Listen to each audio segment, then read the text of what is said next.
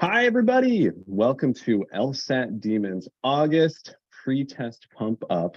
I am your Pump Up proctor, Chris, here with LSAT Demon, one of the tutors here. I'm joined by some wonderful co-workers of mine, Matt, Ala, and Kevin. I want to introduce myself a little bit before I turn it over to them so they can kind of follow my lead and do the same thing. So my name's Chris. I was an LSAT Demon student, studied for probably close to a year, took the LSAT several times. The last one, finally put into practice everything I've been working toward and got the goal score that I wanted. And so if I had to give one piece of advice for students to think about on test day, is to just be confident in the work that you've done so far. Know that if we've signed up for the LSAT, it's after hopefully putting in all the work to tell us really what our PT and score range is going to be on that test. And so rely on your expertise, know you've put the work in, and recognize it's not any different than any other PT you've taken. There's just kind of a weird proctor looking at you while you take it. So that's my little bit of tidbit, my advice that kicks off with Matt. Do you want to go next? Yeah, absolutely. My name is Matt. I've been a teacher here with the Demon for going on 4 years, which feels crazy. It's the best job I've ever had. I've loved every moment of it. My LSAT journey was also about a year. I maybe a little bit longer. I started with my cold diagnostic in September of like 2019, somewhere in there. Maybe it was 2018. I don't remember. I lose track. I did the test. I started studying with Nate around October, and then I took my fifth and final official LSAT about a year later, that following October. Started in the 160s with my first official that I actually, my cold diagnostic was in the 150s, 160s for my first official. Worked my way up to the 170s through perseverance. My piece of advice for people is meditation is real. Meditation is probably the most useful skill that I learned for the purposes of the LSAT, to like in the moment when I am having those moments of self-doubt, or I'm distracted, or I'm like, Matt, why can't you figure out this sentence in front of you? You claim to be a smart individual. What's going on? Taking a couple of breaths in through my nose, out through my mouth. I have done that on every law school exam I've done. I've also done that while I was sitting for the bar. Like, it is absolutely the most useful skill, other than just learning how to read better from the LSAT. It's the most that I've put into practice. So I encourage people, mindfulness is real, meditation is great. Wonderful. Thank you, Matt. Ala, do you want to go next? Yeah, absolutely. Hi, everyone. It's so nice to see your wonderful faces. I'm Ala. I've been teaching at the Demon for almost a year now. I adore it. And like Matt, I agree. It's the best job in the world. And I love meeting all of you guys. I started with a 145 pretty much when Matt started studying for the LSAT. So, it took me a hot minute to get good at the test. And it was a really long journey for me. Lots of tears and tantrums and chocolate and all kinds of things. So, but I got through it, and I ended up with the 176. And I also took the LSAT 5 times in order to be able to do that. And it turned out to be the best effort I think I've ever put into anything, because it taught me a lot about myself. I just feel so much less scared of law school now going in, because I'm like, not that it can't be harder than that. I'm sure it will be, but just that, there are things that you can overcome, and it does really depend on your consistent effort.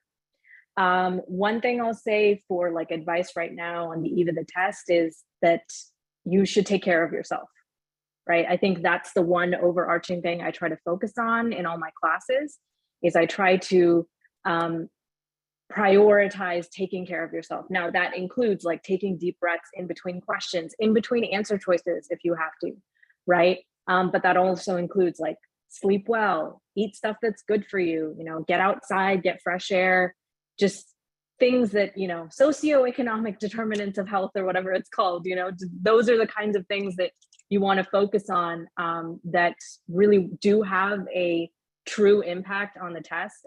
I noticed that firsthand. I was not taking care of myself, and then I started taking care of myself. that could be a correlation causation flaw, but you know, I do think it's a causation thing. And I think I got better at the test and I took care of myself. And I think those two things went in hand in hand. One allowed me to do the other, and it was a cycle that let me get through it. Thank you, Alla. Love it. And Kevin, never last, first in our hearts.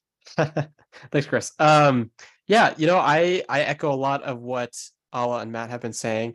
This test that you're going to be taking this weekend is no different than any practice test you've taken previously. You've put the work in. You should be rewarded for making it this far in the first place, right? Look at all this. Look at what you've done. Look how far you've come. That's amazing. So, anxiety. I have anxiety. It's tough to deal with sometimes, but like Alla said, if you take care of yourself and prioritize that first, you're going to be better off in that case. So, treat yourself nicely. And on test day, have fun, right? Enjoy yourself. This is just a good experience, no different than your practice tests. Everyone around you, if you're going in person, especially, everyone around you is going to be super nervous. That's their fault, right? You've already done the work. You feel good. You feel confident. Have fun.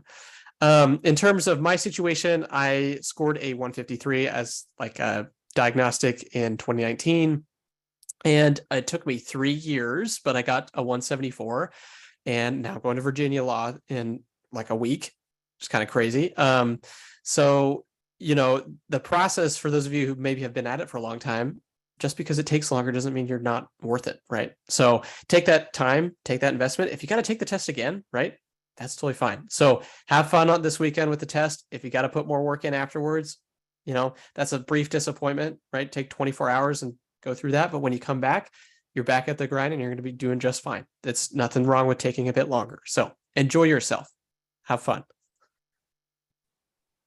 Thank you, Kevin. And what a good tone to start us off with. So really, I want that celebration to kind of be the feeling we all have. We all understand and have experienced the test day jitters, know what it feels like going into that LSAT, but really, if we follow the Demon methodology, this LSAT attempt should come at the end of a lot of successful hard work and study. So we should be really arriving towards the end of our study journey. I want you to feel good about what you've done. And so the purpose of this pre-test pump up is just that. We want you to feel buoyed as a result of coming here, really excited, on top, rolling into your test day experience, whether that's Friday, Saturday, Sunday, pen and paper later, in person.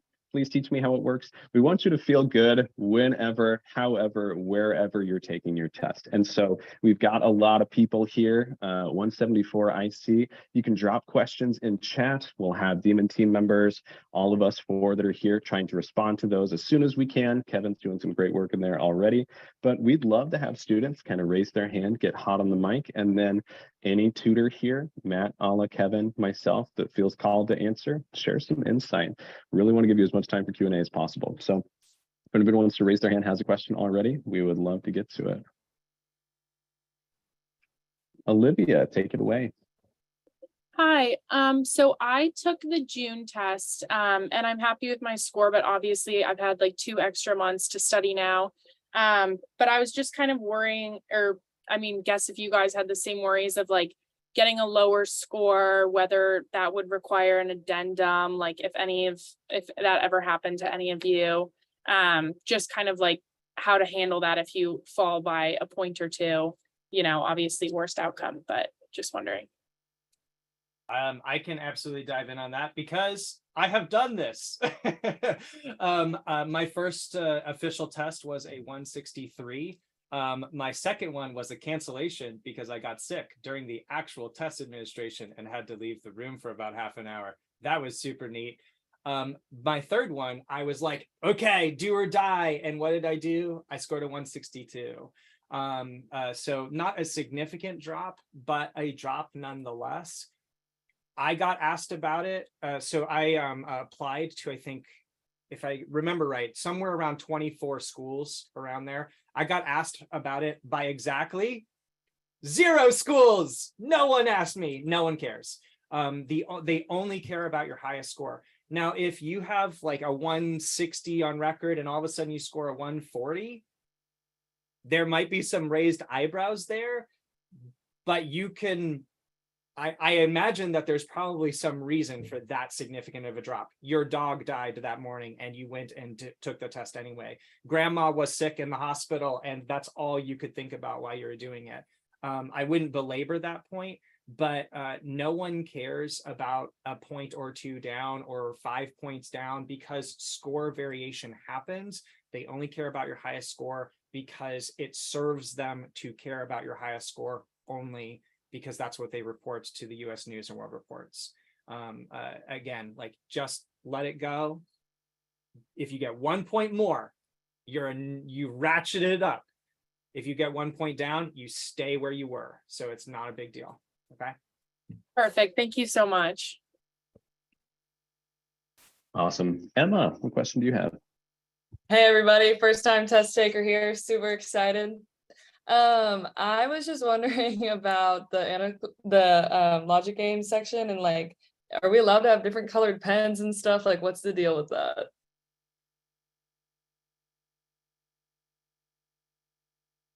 Well, at least I know paper wise, you can have notebook paper, you can have printer paper, you can have graph paper. What I would say is your safest bet is going to be checking on the LSAC website for test requirements and prohibitions. For me, I only ever used a pencil.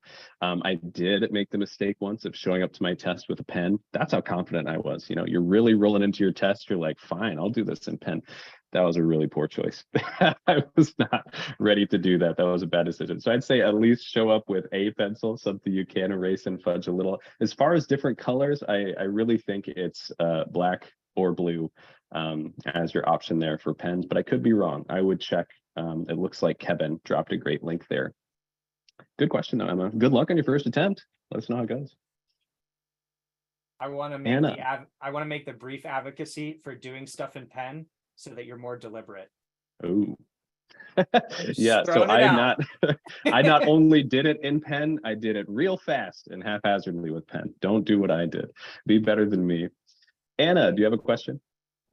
I do. I actually, Matt, I learned how to do slow down with pen and then I switched back to pencil. So that did help me to get better at like being more strategic about what I'm writing instead of scrubbing everything out.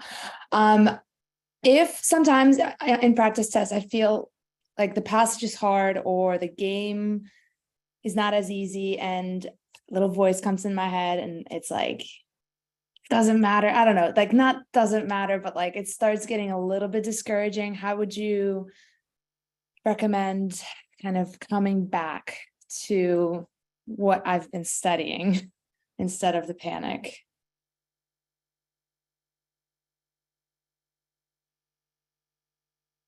I can. Go ahead, Chris. Go ahead. I was going to say, I can at least start us. I'm sure everyone here is going to have some thoughts. And one analogy that I use often with students I tutor or in class is kind of like this analogy of like this old rusty car that you've been driving in your family for like 20 years. I grew up in a rural area. My dad had one of those. And whenever it started to make a weird sound, he knew exactly what it meant. Like, is that a problem? Or is it okay? Do we need to take it to the shop? Or nah, that's just what that car does.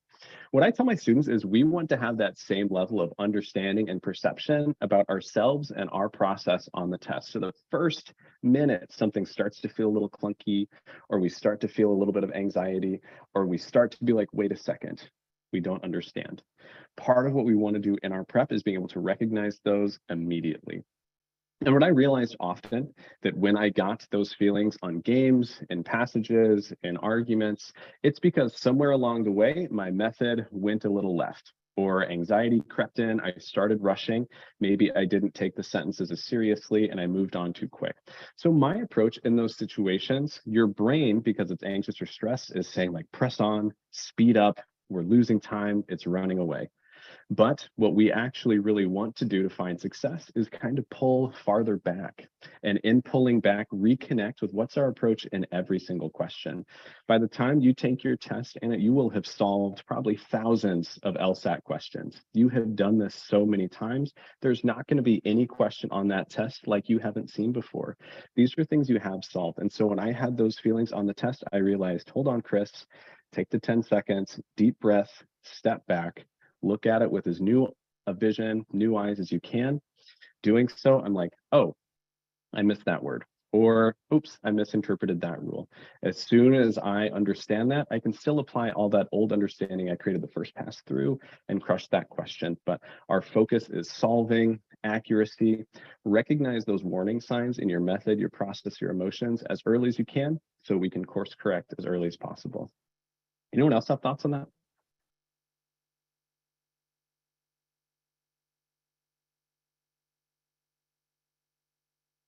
Sorry, Chris, I've been responding in the chat. Fine. I apologize. What was the question? Refresh my memory. Anna, do you want to ask again? Sure. A little bit of if panic creeps in, or like just Right. you know, this is hard. Totally. Yep. Yeah. Yeah, absolutely. So I mentioned this at the top. Meditation is really huge for me. Whenever I have self-doubt, whenever I have panic, whenever I feel like, did I eat breakfast this morning? That was right. Like, what about my dog? Is my dog in her dog? Like, whenever my brain starts to drift, I do a breath in through my nose, out through my mouth, and I'll do that twice, just like to calm the fight or flight, to calm the nerves, to let the thoughts sort of like acknowledge them and let them drift away. The other thing is if you are ever feeling insignificant or imposter syndrome or any of those kind of things that go with doing something that's difficult, I want to hear my voice, if no one else, hear my voice saying that you are valid, you are worth it.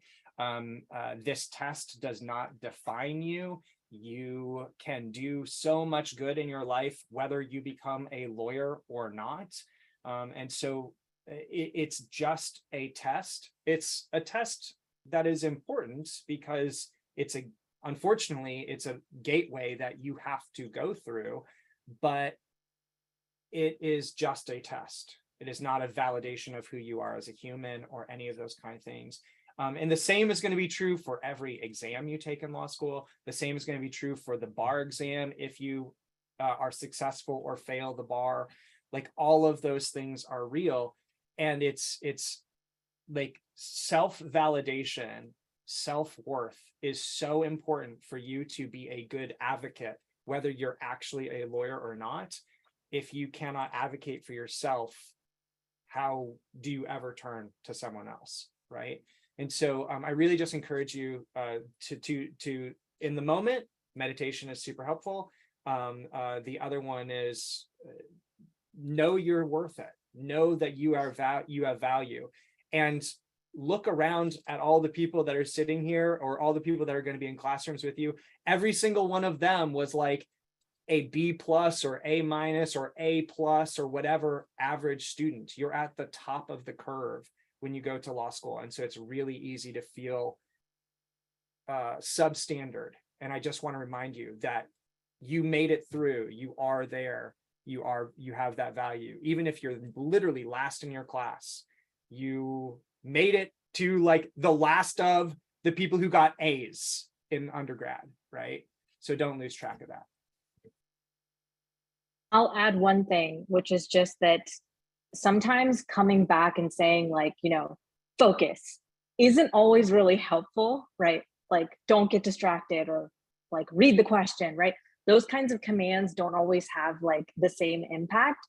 One thing that you can try is try to bring yourself back with a kind of purpose, right? Remind yourself like you're listening to your client in the passage, or this is a weekend question. I'm looking for something that's going to mess up the argument, right?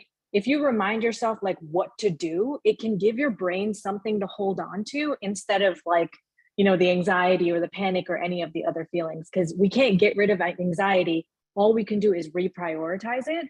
So prioritize doing the job on the question or building your world as like the number one thing. Even if anxiety is like right there at number 2, you're still going to be able to keep going. Great thoughts, Ala. And, I think one of the other reframing tools that I always added into my process was not thinking if I panic or if I'm stressed or if I'm anxious, just kind of understanding those emotions are going to come. There's nothing I can do to stop those emotions coming, but then saying when they come, what do I want to do? What's my stop, drop, and roll method I apply when I feel stressed like that? Jack, you're next up. What question do you have? Hey y'all. I was wondering if you're flying through a logic game section and you notice, oh crap, I missed a rule, and you're already halfway through a game. Do you just immediately drop it and move on to the next game? Or how do you plan on tackling that if that horrible, no good situation arises? I can chat about this one here. That's cool. The thing about forgetting the rule is that sure, you got to reset and recalibrate. Like, oh shoot, I missed that rule, whatever. But you still know a lot of how the game works. So I don't know why you would necessarily move on and miss opportunities on some points. Reincorporating that rule and kind of resetting, maybe you have to scratch out your worlds and draw some new ones. I think that's the best approach because you already have 80% of the game in your head.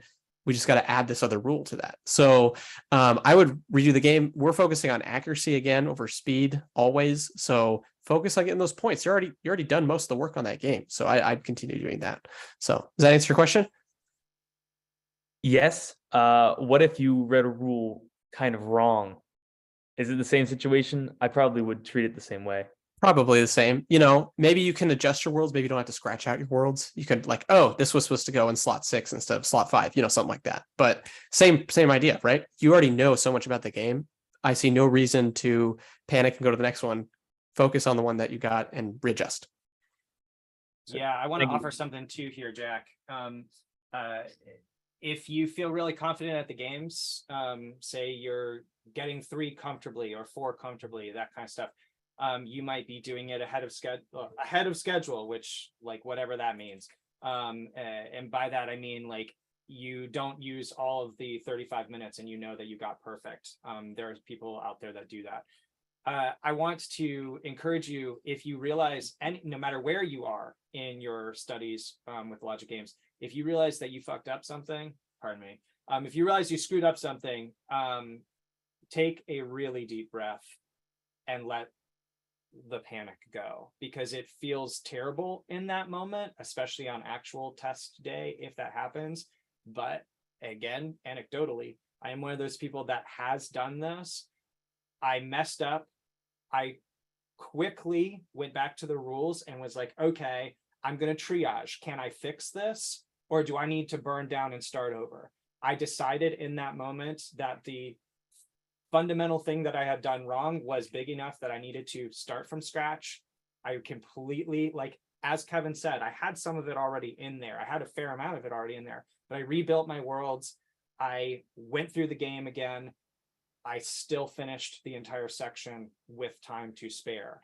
The point of that is don't panic, because if you panic and all of a sudden try to brute force it, you're going to make mistakes. Get paid for your work. If it takes you a little bit longer, okay, that sucks, but get paid for your work. Take a deep breath and get back to the work. Okay. Awesome. Thanks, everybody. Chase, I think you're up next. I had first one real quick tip regarding the anxiety for everybody. I play high stakes cards for a living right now. And what I can tell you is you can hijack your own nervous system to your benefit. Only during the break, though. You need access to a floor. So as long as you have access to a floor, you can lay out like your Patrick Star, pretend to be a starfish. And this is something that is so evolutionarily dangerous and apt to do that your brain inherently knows that if you're doing this, you are absolutely safe. So do that, take a few deep breaths, and you will forcibly reset your parasympathetic nervous system. It's great. The second thing is I had like the most nightmarish scenario for my first LSAT that I've heard of. I took my first LSAT about exactly a year ago, and I took it online, and my computer crashed 4 times, and I got locked in the waiting room for 54 minutes while Prometric tried to reconnect me. Getting back on the horse, I salvaged a 158 out of that one, despite losing significant chunks of time. Do you have any tips? I'm going to an actual test center now to, not fear that some, curse from the gods is going to afflict my computer. Yeah, well, the last in-person exam I ever took at the testing center was the GRE, and I couldn't even tell you what year. This might have been 2013 or 2012 or something. It's at the same testing center they're doing LSATs now. So, in that experience, what I had to be aware of was kind of anticipating there are going to be some particular quirks, distractions, things I can't expect in an in-person environment, right? I'm necessarily walking into a place I haven't been before. That's going to have its own challenges. So I made sure to show up early, got the lay of the land, saw the bathrooms, made sure I wasn't missing anything. That helped my anxiety. And also, when you're in a shared room with other test takers, you're going to hear sounds, they're going to make noises. They're not always distracting, but they're always going to be present. And so for me, being able to still manage my attention and my focus when that was going on was part of what I could expect. And then the last one, it's going to sound cliche, stupid, but always when we take this test, we got to kind of expect what we can't expect. There can always be something that happens. And so what I ground myself in when those things occur is my specific method, my approach on each individual question, no matter what. I've shared this story in other pump ups before, pump ups of the past. When I took my LSAT and got the highest score, which ended up being a 173, I took it in my office on campus where I was working at the time. Unbeknownst to me, when I scheduled, it was during sorority recruitment week, and my office was right across from Sorority Row on a campus that has the largest number of Greek organizations. All I could hear the entire time I was taking the test was chanting, singing, screaming, all of the recruitment week stuff on campus. So distracting. But luckily, by that time, I'd been studying for a year. I'd taken so many PTs, I'd grounded myself in my method, and what I'd practiced just as much as anything else at was practicing managing myself and my own emotions, what I'm thinking, what I'm feeling, and how that impacts my process. So, Chase, what I'd say to you is in person, hopefully you won't have the same computer crash problem. That's for sure. You'll be in person, better computer plugged into the wall, fingers crossed. But there still might be something that could occur. And so what I'd say is ground yourself in your method, be confident in the work that you put in, and be ready to still respond the way you need to, regardless of the circumstances in front. Chris, I'd love to jump in on this too. I've taken a test digitally at a test center like this. All of you will probably be taking the MPRE, which is part of the bar admissions process at one of these kind of testing centers like Pearson or whatever it is. The big thing, and this goes to a question that was in the chat, there are going to be other people that are taking the test that day. There are going to be other people that are taking different tests like nursing or medical school type stuff at different computers. They're going to be coming in at different times. They're going to be leaving at different times. They typically have like headphones, like noise canceling stuff that you can use. The biggest thing is just if you are prepared, I think that will set a lot of the distractions and distractibility aside. If you can go, okay, my job is to sit here and answer this question in front of me. Awesome. Great. Whatever everybody else is doing is completely irrelevant to me answering this question. So what I want to encourage you to think about, Chase, is your job. Focus on your job here. If things go awry, that happens. Raise your hand, be polite to the proctors, get moved to a different testing computer, whatever it is. The big thing is lots of these things are out of their hands too, if there's like a technical issue. So be polite. You never know what might happen if you're not. And they might bend over backwards for you if you are. So that's my advice. I just want to do another shout out. Ala dropped it in chat where it might disappear, but if you're looking for it, Kevin and Ala recorded a recent podcast on our daily feed about their in-person LSAT test taking experiences and some insight tips, things to think about. There it is again. Thanks, Ala. Check that out if you're curious. Angela, you're up next. Hi, so this is my first time taking the LSAT in person, and I've taken a proctor test with the same proctor machine as the LSAT. And that was during COVID, so it was online. But I remember when I did it, when I like take a test, I like kind of mouth things, but there's no audible sounds. It's just kind of like murmuring, but like there's no sounds out loud. So in person, will they like stop me for that, or like what's, yeah.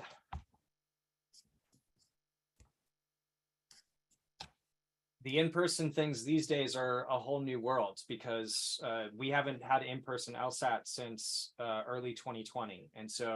And at that time they were running it themselves. And so this is a completely different situation now that it's at a testing center.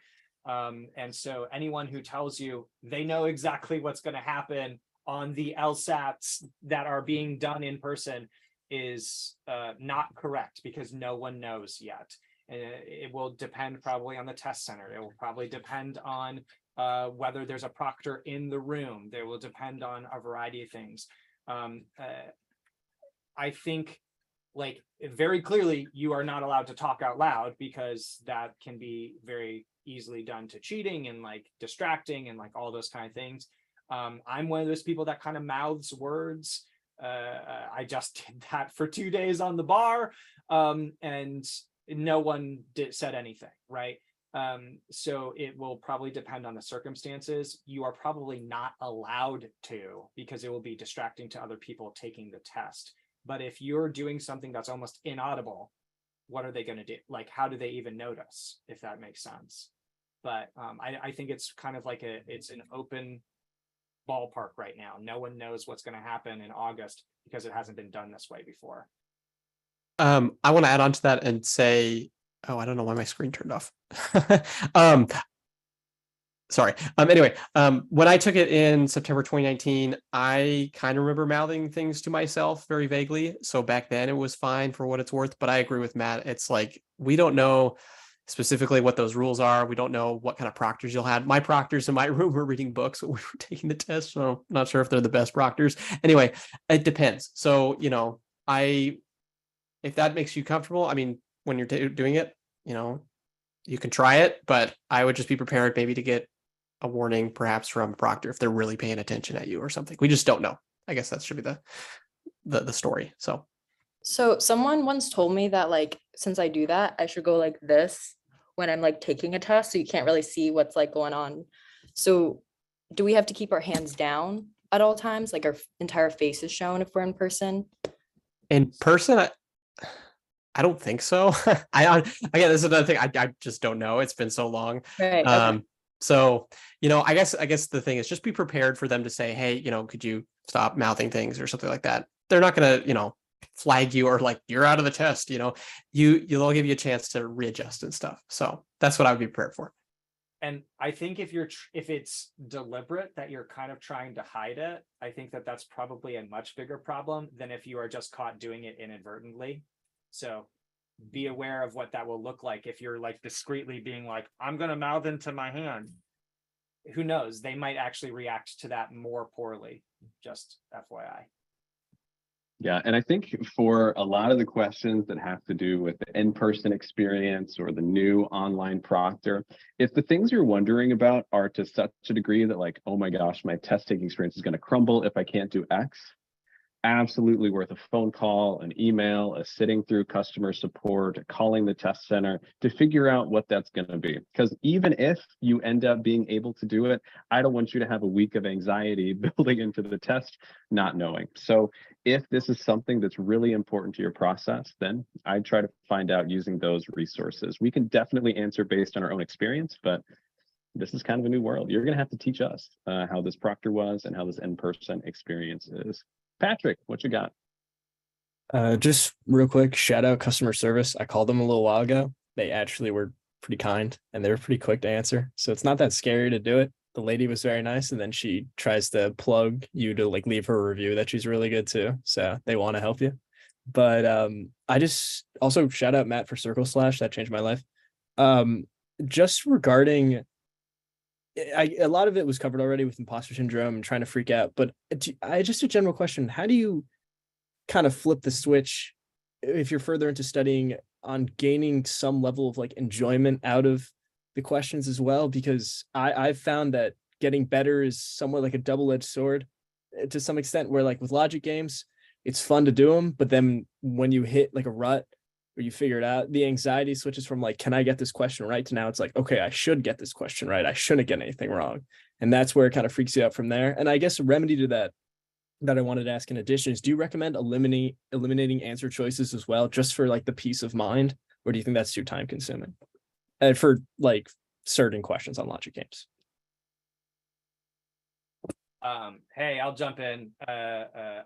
Logic games are my jam, but across the entire LSAT, we generally think you should know the correct answer and have eliminated all the 4 incorrect answers.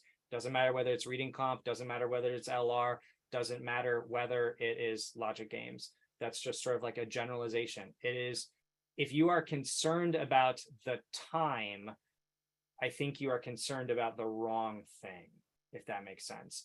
I want to get the question right, no matter how much time it potentially takes me. And there are many questions that I have gotten right because I said no to A, no to B, no to C, no to E. I don't love D. But you know what? It's not as terrible as the others. And I have gotten those questions correct because I didn't love it 100%, but the other ones were terrible. Alternatively, I have definitely missed questions because I didn't read the question correctly. And it said, which one of the following must be true, except, for instance, and I looked at the first answer and I was like, oh, that must be true, moving on.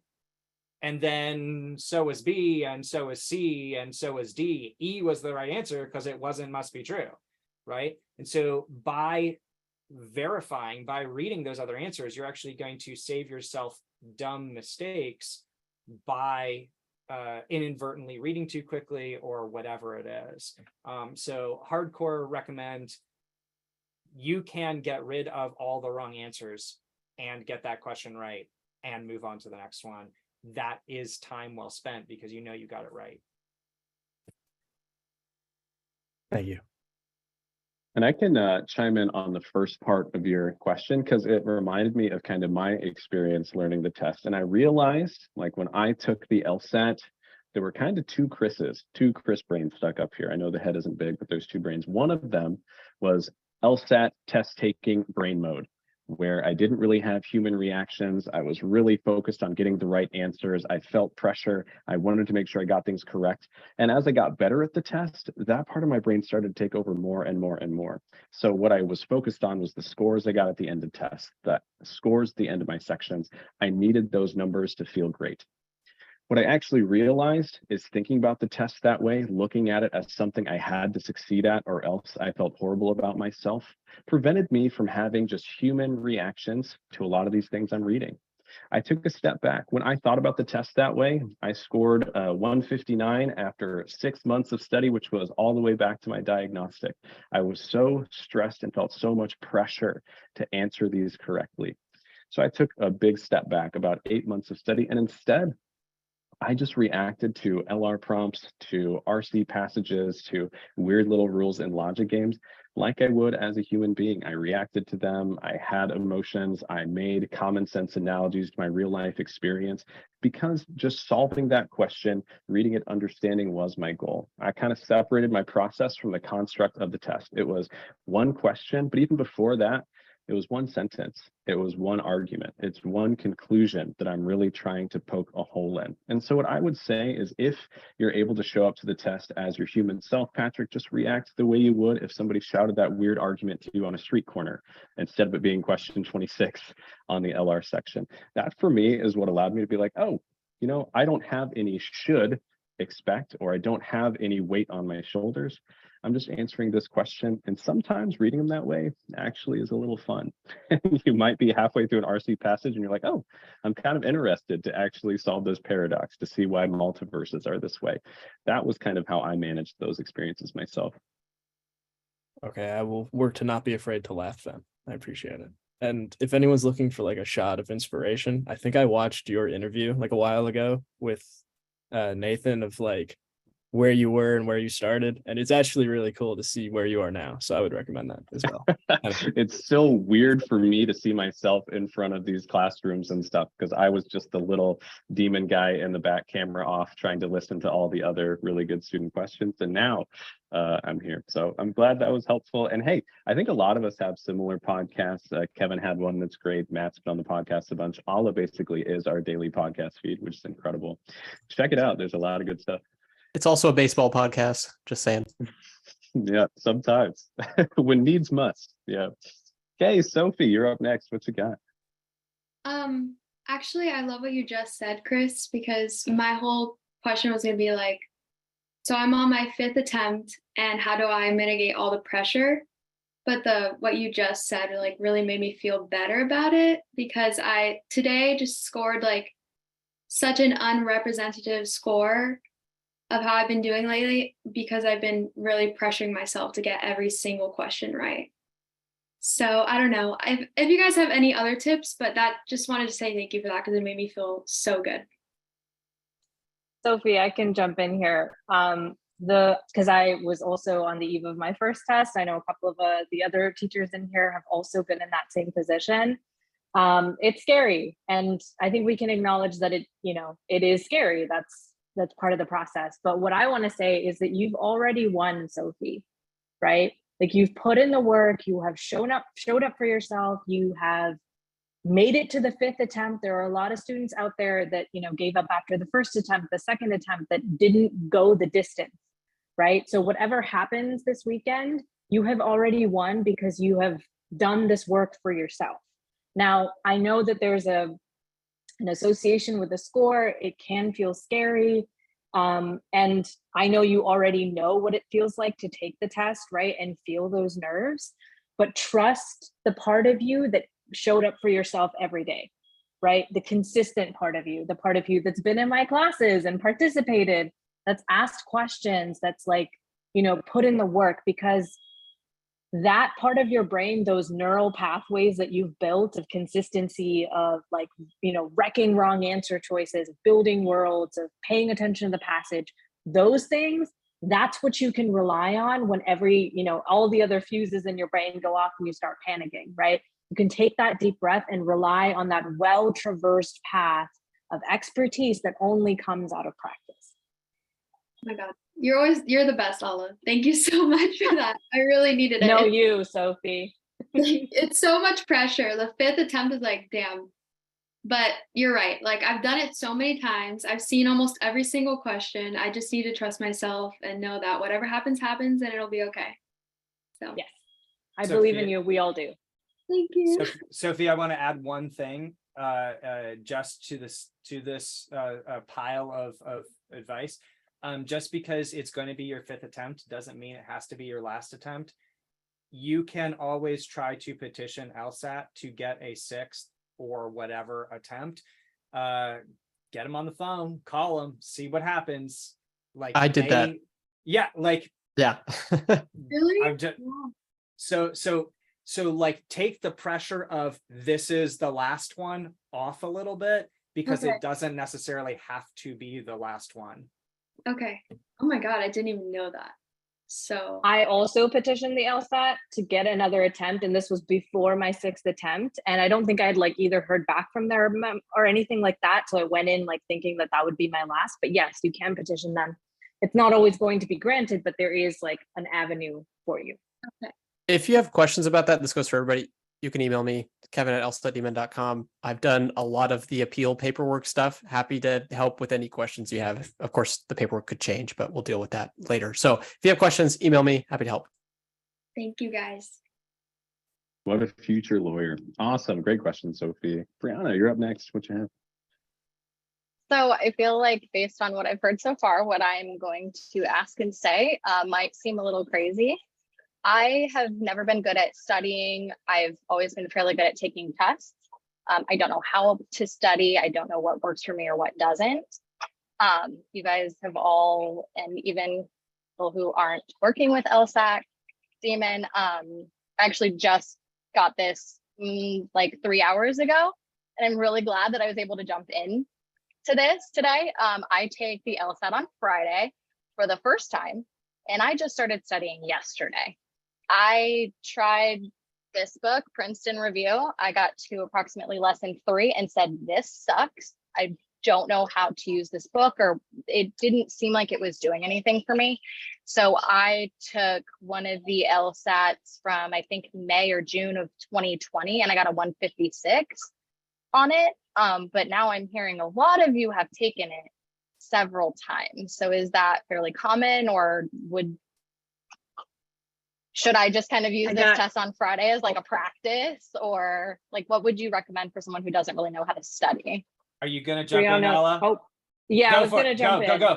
How about I say it and then you can reiterate it, Matt? We'll do that. Okay. So Brianna, you have the option of withdrawing from the LSAT until the night before the test. And I want you to consider doing that. I know that that might not be what you came into this class expecting that you might do or what might happen in the future for you. But remember that there is a 5-time limit over 5 years and a 7-time limit over your lifetime. And I those didn't know that takes until approximately 2 minutes ago. great. And those takes, as you have heard from us, right, Matt, Kevin, and myself have taken it many times, and we needed those many times in order to do well. You are doing yourself a disservice if you go take the test before you're ready, before you've given your true attempt. And yeah, you know, tests may have come naturally to you. I work with a lot of students, you know, up until this point, tests came really natural to them. And then the LSAT kind of stumps them and they're like, you know, A students, they're, you know, just really on top of it. And then they come up against the LSAT and it can feel like a real sort of mountain in front of them. You want to give yourself an opportunity to give a true, you know, unadulterated effort, you know, on the LSAT. So please, I implore you to consider withdrawing, because you may not even know your true potential until, you know, a couple months from now, when you like really, you know, grind your practice and get into a rhythm. Okay. Yeah, and I wanna like literally everything Ala just said, just like reiterate strongly, please, please, please don't waste the attempt this week. That attempt could be worth tens or hundreds of thousands of dollars in scholarship money towards a school if you need that 5th attempt later. And that could translate to going to a better school for free than you currently have with whatever you've scored on your 4th real test, but is your 5th last one in like 6 months or whatever. You know what that translates to? Different career opportunities, different law firms that you could work for, literally maybe millions of dollars over the course of your career. Don't waste an attempt just for the sake of it. Give LSAT Demon Free a try. See if we make sense to you in a better way, because as other people put into the chat, Princeton Review is not the greatest resource for the LSAT. I'm not going to say the Demon is right for everyone. It is not, but I think we're right for a lot of people. All it's going to take is a little bit of your time. We have three entire tests worth of materials that you can chew away at. And so if you work through those 3 free tests, or one of them or whatever, and it starts to make sense to you, we approach studying for the LSAT very, very differently than I think anyone else out there. And I really want to encourage you, try it. With a 156 cold diagnostic, I would expect you to be potentially teaching for the Demon within the next year or so, because you will have the score potentially to do that.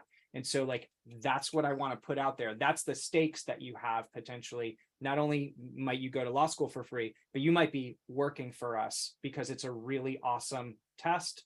It's a really learnable test, and it's a really awesome job. Thank you. I watched a couple of the videos on YouTube and I just went straight into getting the premium.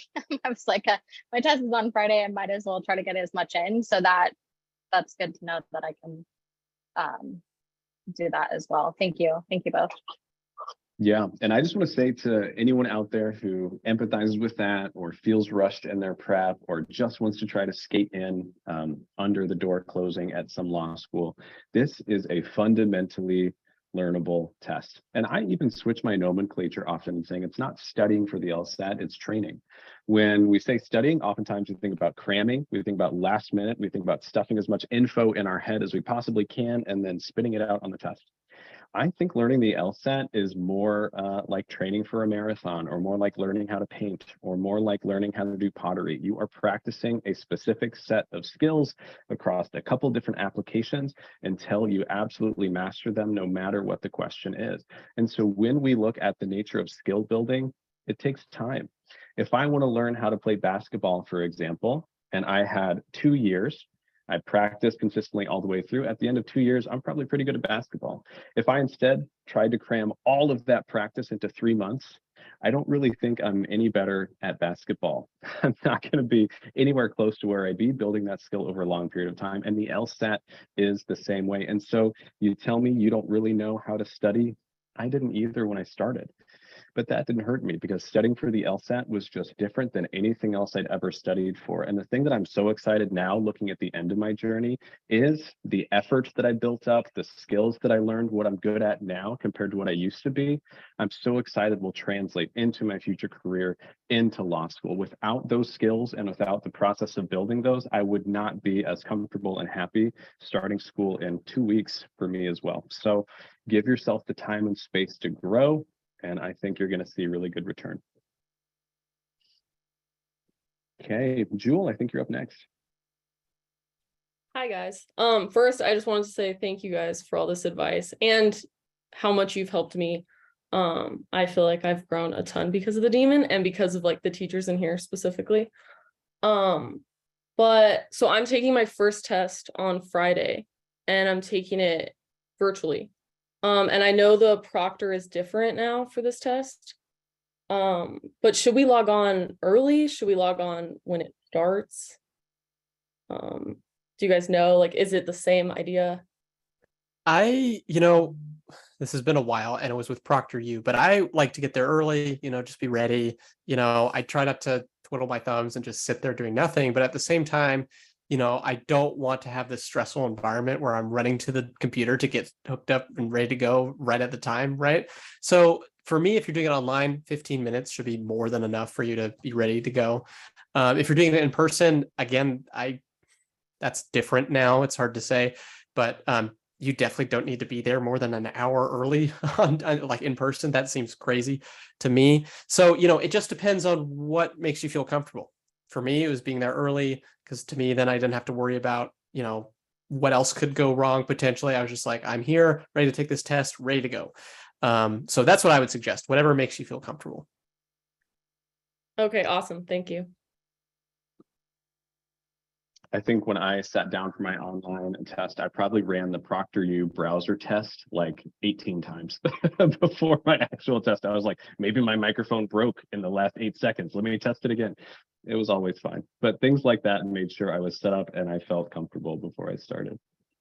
Before the next question, sorry to interject here, but I'm teaching Wednesday class in about 8 minutes. So if you want some more prep for your test or just want to hang out, you're more than welcome to be here for the next 2 hours. I'm going to leave this call and start that class. So thanks for being here, everybody.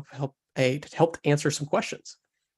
I also have to go because I have a private tutoring session, so I need to step out as well. To all my wonderful students, I see your faces and I'm so excited for you guys and I wish you the best of luck. I have nothing but faith in you. Thanks, Chris, for organizing this. Of course, the Ollie, Kevin, thanks for hanging out, and I'm free to hang out for a little bit. We'll probably cut the recording at an hour, so it's a nice clean cut, hour long, so we budgeted for. Any of our live students can shove off. I'm also free to hang out a little bit after and answer any last questions. Nice. Me and Matt will hang out, two-man crew. So what I can also say too, with Ala and Kevin heading out, I know those tutors have helped so many of you in so many different ways. Nothing would mean more to any of the tutors on our team to hear at the end of next month or beginning of next month when you get your test score back and say, wow, I got this score, you helped me so much, thanks for everything. That would give us life for the next 8 or 9 months. Even sometimes during some difficult classes or times when work feels a little hard. So when people make an impact, it's so nice when you pass that on.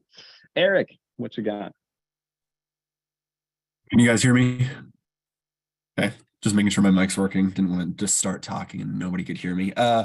What's something that you guys see are the most common rookie mistake that you guys see for first-time test takers?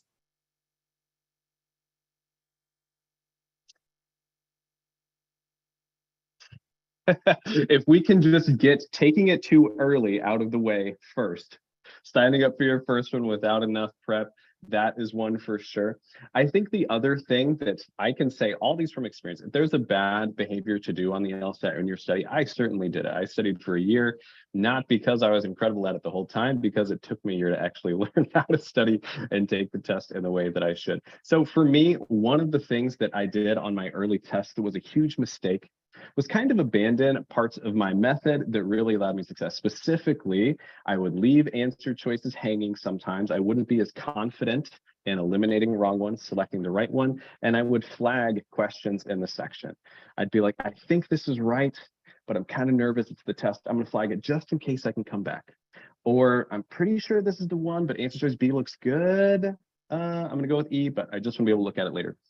What those did is they took up so much of my brain space. They made my brain always thinking about those questions I left behind. It didn't build my confidence through the section when the questions started to get more challenging. And doing that is not a way to get the right answers anyway.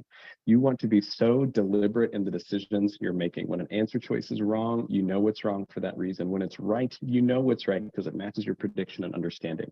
For whatever reason, because of nerves on test day, feeling like the actual test was different, I introduced some of those bad habits in on one of my attempts, and that's the one I got a 159 on, which for me was right around where I started my study. And I think that was a huge part of the reason why. Matt, what would you say? Yeah, it's going to be echoing what Chris said. It's essentially don't do something crazy on test day. Don't do stuff that's different on test day than you've done on your practice tests. It needs to be just another practice test. And so Nate has talked about this in like, don't start jogging, don't stop jogging, don't start drinking coffee, don't stop drinking coffee. So those go to the activities outside of the test. So like, don't put the test on a pedestal, like the test day on a pedestal, but also don't put like that particular question on a pedestal. Don't put that particular section on a pedestal.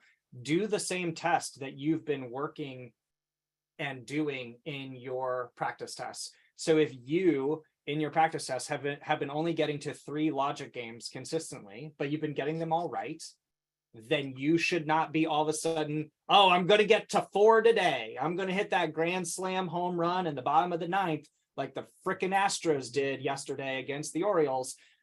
That is not a common occurrence, okay?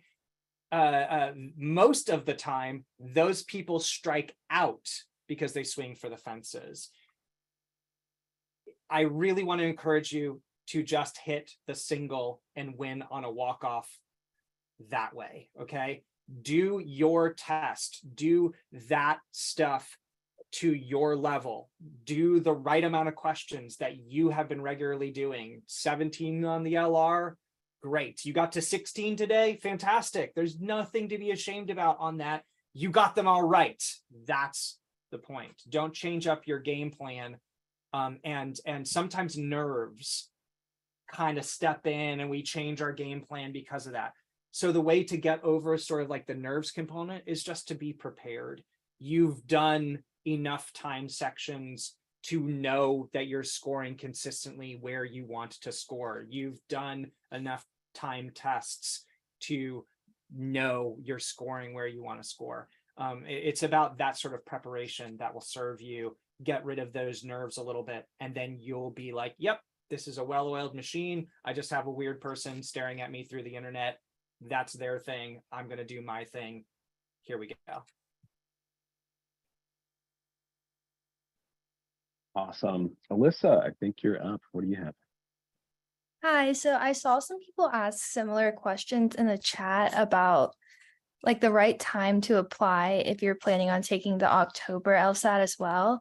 I'm taking it for the first time on Friday, and I'm fairly confident I'm gonna have to take it in October just because I am like really anxious test taker. So I don't know, it's a 50-50 on whether or not like the anxiety will kick in on Friday.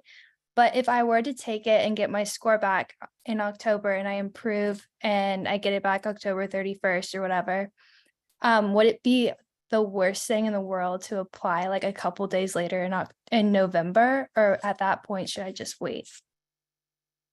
Can I start on this one, Chris? Sure. I mean, I went through a law school application cycle last year. And so, Our stock standard advice is you want to apply as early as possible with the best application and scores that you can. And we know the later you go in the cycle, you're more likely to see diminishing returns on your scores and your application because there's more students who have filled a lot of those spots, and schools are a little bit more certain about the medians and their incoming class profile that they're able to create. If you knock on the door day one with a fantastic GPA, a fantastic LSAT, they're like, wow, let's get that person in there because we know we've got one moving the direction we want on the medians. And so if you were asking me if you apply in November, will you have catastrophic results and never get into law school? Totally not. No, if you get a score above median at these schools, you're probably going to get into lots of them with significant money. Now, if you asked me, would you have better results if you applied in September? That's where I might say yes often. There are schools that got massive scholarships out to students very, very early. And lots of very, very quality students who applied late in cycles were turned away, waitlisted, or given packages a little bit less than what they might have gotten earlier in the cycle. The best resource that I used is kind of this crowdsourced website called lsd.law, where law school applicants upload their stats, the schools they apply to, when they hear back, the scholarships they get, all those types of things. And it's self-reported, so you have to take that with I don't know, a tablespoon or two of salt, right? It's not statistically verifiable, but for me, it allowed me to ballpark, okay, I applied to this school, when did they first send out invite waves? The school that I was targeting in my entire cycle with the LSAT I got and the one I wanted to go to, they sent acceptances on day one of the application cycle, WashU St. Louis, and they give full scholarships on like day one of those applications. And I didn't want to miss out on those things. Yeah, I'm going to be a little bit more forceful than Chris. I want to encourage you very much to apply at the beginning part of the cycle in September, maybe October.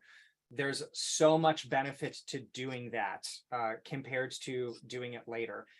You're one of the few that get in early and they go, oh, amazing, this person has all their ducks in a row. The day that our application opens, that tells them not only that you have a good LSAT and a good GPA and like those kind of things, but also tells them that you're a butt kicker because you show up on day one with all the things. They are going to look at that and go, this person knows what they're doing in life and all the stuff. It's very much a buyer's market for you in that moment, right? You are dropping all this stuff. It's rolling admissions. They're going to want to snatch you up as quickly as possible. Now, there are some schools that are outside of that. Yale, for instance, can sit on their laurels until January and do whatever they want. For the vast majority of the other schools, and I'm talking about even some schools at the bottom of the T14, they are looking at a good candidate. Oh my gosh, you're above our medians. Let's make an offer now so we can buy you before you get accepted somewhere else. Now, the other thing is you have to think about what these people are doing during their year. The beginning of the admission cycle, they don't have a lot to do because they haven't gone out on their recruitment trips yet. They haven't gotten a lot of applications yet. And so they have time to really look at your stuff and go, this is a quality candidate. Let's make them an offer. Once October comes, they start to tour the country trying to recruit students at law fairs, at these kind of different things going out around the country. And they start getting more and more applications. When November comes, they come back to a huge stack of people and they start admitting, and most schools have made enough offers to fill 2/3 of their slots and like 2/3 of their money by like mid-November. And so if you're looking at that October score that releases in November, you're at the back of the pack already then. I know that that's not what you want to hear, but that's what the reality is. What happens after that point is they have Thanksgiving, they come back for a week or two, look at some particularly promising candidates, and then bounce for Christmas break. And so you are very likely to end up with several hundred or thousand other applicants in a stack that they turn to in January. If that's the case, you might not get any kind of admissions movement on your particular application until March or April. That gives you very little time to negotiate. You might end up on the wait list where other times you might have been accepted early. It puts you in a much less favorable position. It's now the seller's market. The car dealership has one car left and you got to get it. That's the problem with applying later in the cycle. When you show up in October, or sorry, September and maybe October, the entire lot is available for your perusal. You get to choose what budget and all that kind of stuff that works for you. You're just so much more likely to be successful early, which is why we recommend it. Anecdotally, I applied to a school in January because they sent me a thing saying, hey, we'd love for you to apply. Here's a fee waiver. I was like, great, no skin off my back. I got into that school and got a full ride. I did not go there. They were far below what I was looking for. I used it mainly to negotiate. The point of that is like, are you doomed, as Chris said, if you apply later? Absolutely not. If you want to set yourself up for success, though, you need to apply early, and that's the difference. Thank you so Love much. it. That was really helpful. I'm glad. Good luck, Alyssa. Amanda, what do you have? I just had a follow-up question to that one, looking to see if you could expand on it a bit. So I am planning to take the test this weekend, and I am also scheduled to take it in September. That said, I do have all of the rest of my application prepared and ready to submit right in the beginning of September to the schools I'm looking at. That said, my practice tests right now are ranging. I had a cold diagnostic of 159, put a little over 3 months into the demon every day. And my practice tests are still ranging a lot more than I'd like, in between 161 and 169, depending on the test. But in the last week or two, I'm starting to hit 100% accuracy in drilling. So I feel like hopefully by September, I'll be able to get that range narrowed and higher. But I don't want to necessarily hold off applying in the beginning of September, just waiting for that later September test score to release at the end of September. But I guess I'm just trying to balance, does it make sense to apply with my August test score that's most likely going to be lower than if I give myself another month here and just have that new score then submitted to them once I have it released?